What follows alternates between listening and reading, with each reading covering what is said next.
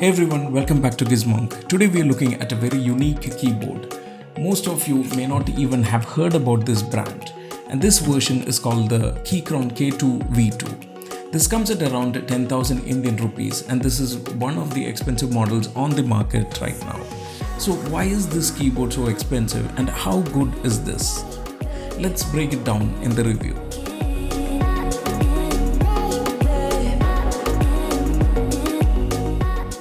So I first came to know about this keyboard from YouTube. Before that, I've also seen these keyboards in Instagram desktop transformation reels.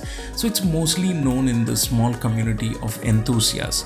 So I was looking to buy a wireless keyboard and was planning for a mid-budget of around 3,000 Indian rupees, and which had a wireless USB dongle and wanted it to be very compact.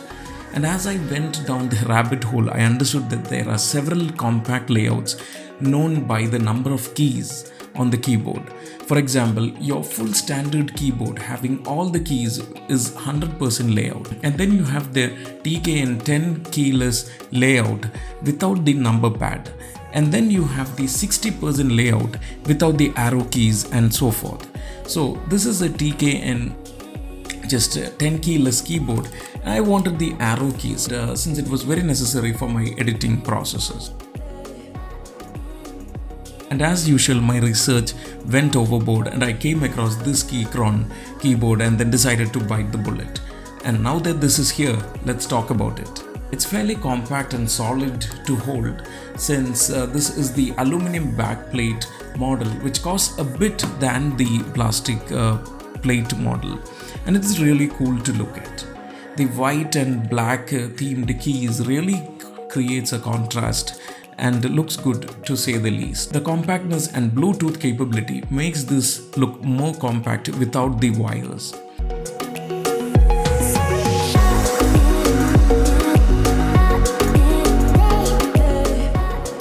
The Keychron V2 has a raised position also, which makes it convenient to type.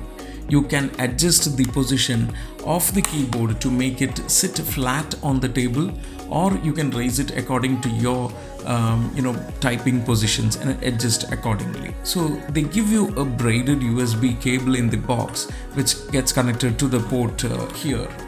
And as it charges, there is an indicator light which will turn from red to green.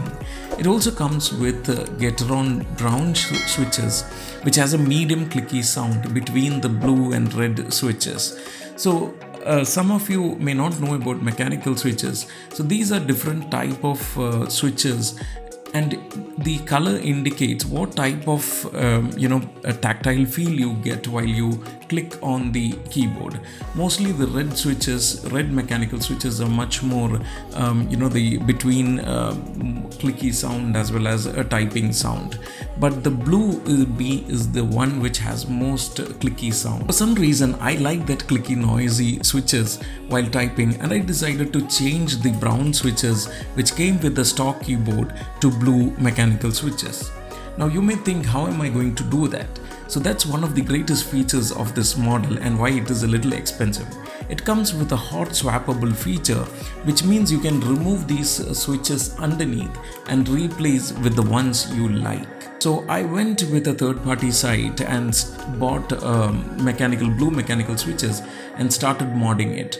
Yes, that's what they call it, modding your keyboard. Let me show you a time lapse of that modding in progress, which I took from my mobile phone.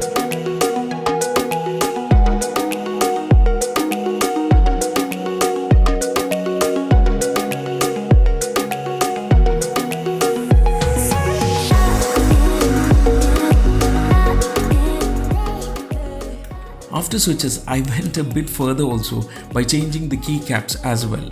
So this is the Steelseries pudding RGB keycaps, and now that also brings me to one of the negatives that I noticed with this keyboard. Even though this is an RGB light model, the lights are extremely faint, and it is very difficult to see in daylight or a fairly lit room. You need to make the room very dark to notice these RGB lights, and I was getting bugged by that. So these pudding keycaps were a solution to it. Also, they are double shot keycaps, which is a much better material, and it is a better process of crafted keycaps. The original keycaps are just ABS molded. You could feel the difference in texture as you hit the keys. With this asking price, I think Keychron should have offered this at a minimum and really improved the RGB light spread. Now with the new keycaps and Keychron blue switches, I think my mod has been complete and mostly the RGB issue is solved and it sounds way better. Just listen to it.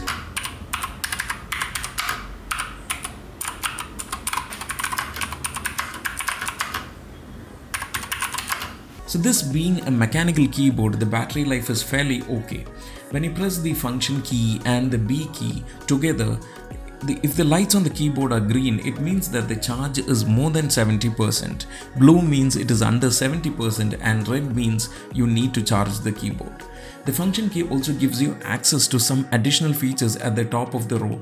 But one negative thing that I noticed with these aftermarket Steelseries caps is that those functions are not marked on the top row, and hence you need to relook at the original key configuration which came on the stock keys to make them work if you want it. Also, some of the keys like the right side Alt and the Shift keys don't have the exact key sizes in the Steelseries box, which I bought later, and I had to settle with the original keys which came with the Keychron keyboard.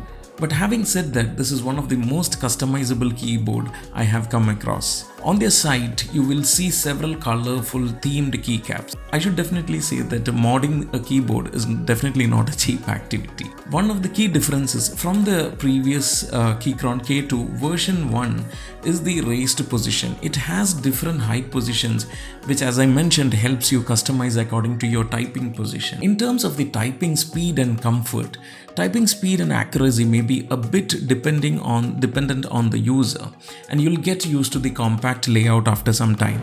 But I would say it is really good to type on with the changed mechanical switches. So overall, it's a good mechanical keyboard if you take the time and cost to tweak it to your style.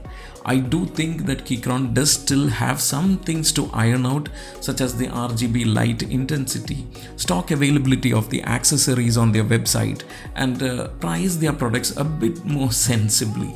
Anyways, that's it from us this time, folks. Do subscribe to the channel for a Nintendo Switch gaming console review coming next week. Till then, this is Junaid signing off for GizMonk.